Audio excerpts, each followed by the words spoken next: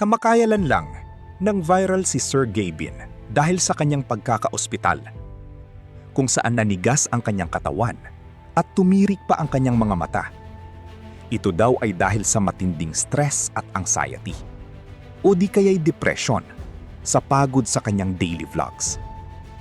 Ito mismo ay sinabi ng kanyang mga kapatid at partner na si Elma sa isa sa kanilang vlog. Ngayon, may mga lumulutang na usap-usapan kung saan si Sir Gabin na naman ang pulutan. Sinasabi ng mga netizen na hindi pala stress at anxiety ang dahilan kung bakit siya na ospital, kung hindi ito ay dahil sa kanyang third party na anak umano ng isang politiko sa La Union. Tara at silipin natin ang mga kumakalat na balita sa internet para sa awareness ng lahat. Welcome sa Papi Lipi, where we talk about different personalities, events, and important topics that are worth tackling. Pwede po ba ako mag-request na i-like ang video na to para malaman ko na gusto nyo ang ganitong klase mga contents? Ang inyong suporta ay malaking bagay sa amin bilang content creators at nakakatulong para maipagpatuloy namin ang paggawa ng mas malalim at maayos na mga videos tungkol sa mga importanteng topic. May mga kumakalat na conversation na itong babae na anak ng politiko daw ang sanhi ng pagka-depress ni Sir Gabin, na di umano ay mayroon ng ibang lalaki. Pero bago pa man yan, ito daw ay ang kasama niya sa Macau. Pero ito ay ipinatanggi ni Gabin. Sa vlog na ito, pilit pinapaamin si Gabin ng kanyang mga kapatid at nanay na siya ay mag-isang pumunta sa Macau nang hindi nagpapaalam. Tita! Ma! Di ba hinahanap mo si Kuya nung kagabi pa? Oh. Tinetext ako, tinatawagan ko, hindi ko makuha kami. Ayan! Di ba ko Oh! Ano ba kasi paalam sa'yo? Nagpapaalam pa nga. Uy! Walang paalam din! Ano na yun ha? Napunta ng Baguio, di rin nagpaalam. Uy! Grabe naman! Ang lala! Huwag po kayo dito mag-alala kasi mas malala po yung ginawa.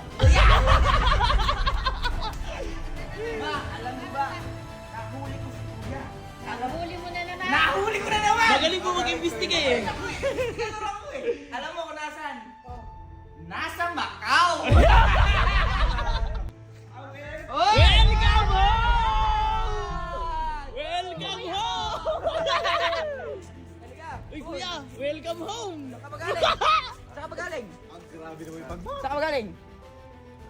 Alin ba? Saan ka galing? Saan ka galing? Wala ba? Sige. Tawag din ha? Ay, ayun si Mama! oh! Hoy, kakauwi mo lang, Madaling araw mag-welcome ako. lang kami sa'yo. Hoy, madaling araw pa mo eh, parang akala tulog ni Mama.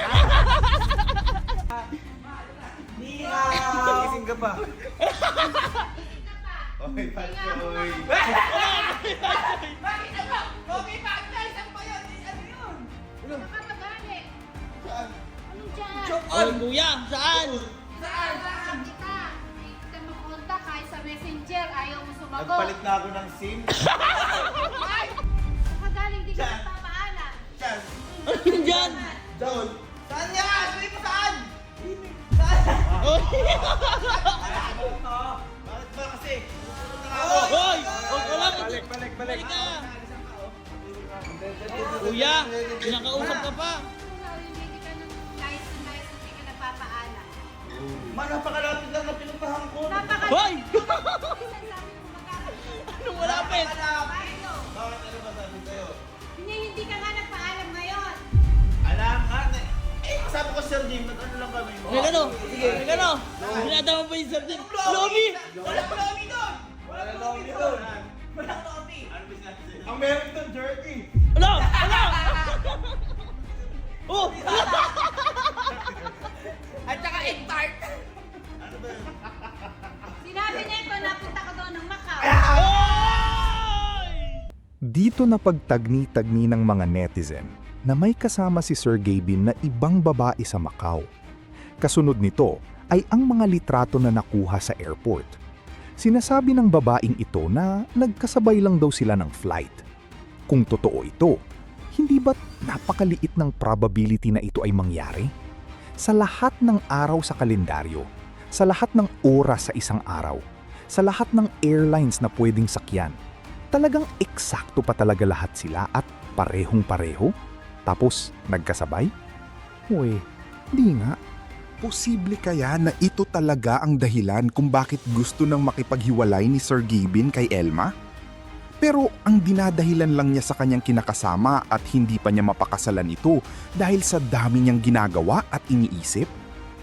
Considering na sa bahay naman niya nakatira si Elma at sigurado namang kasama niya sa lahat ng bagay itong si Elma. So ano ang pumipigil kay Sir Gavin? Akala niyo hindi kami nagkaaway o hindi kami nagkaaway. Kasi pili namin natindihin yung isa't isa, pero meron pala kaming hindi nasasabi. Kasi isa't isa. Mga po lang sabi niya. Nakikita niya doon sa akin. Gusto ko magpakasal kami. Na alam naman daw niya na alam namin yung gusto na namin na hindi pa, pero parang nakikita niya na ganun, pero hindi niya mabigay kasi madami pa siyang kailangan gawin. Naiintindihan ko man, pero hindi ko mapag-alis sarili niya kasi yun yung naiisip niya. Matapos makarecover ni Sir Gavin, mapapansin na palagi na niya sinasama si Elma sa mga vlogs niya na parang bumabawi. Naglabas na din sila ng pahayag na itong babae na nililink sa kanya ay matagal na nilang kaibigan. Ngayon, dalawang aspeto lang ang titingnan ng mga tao dito. Na walang mali siya lahat ng kumakalat na usap-usapan tungkol sa kanila, na nagkataon lang na nagkasabay sila sa airport, na nagkataon lang din na magkatabi sila sa upuan sa loob ng eroplano, o di kaya'y kinausap na lang ni Sir Gavin si Elma off camera na hindi pwedeng masira ang image niya dahil dito nakasalalay ang karir at income ng buong pamilya niya. Kaya itanggi na lang sa mga tao kahit huli na?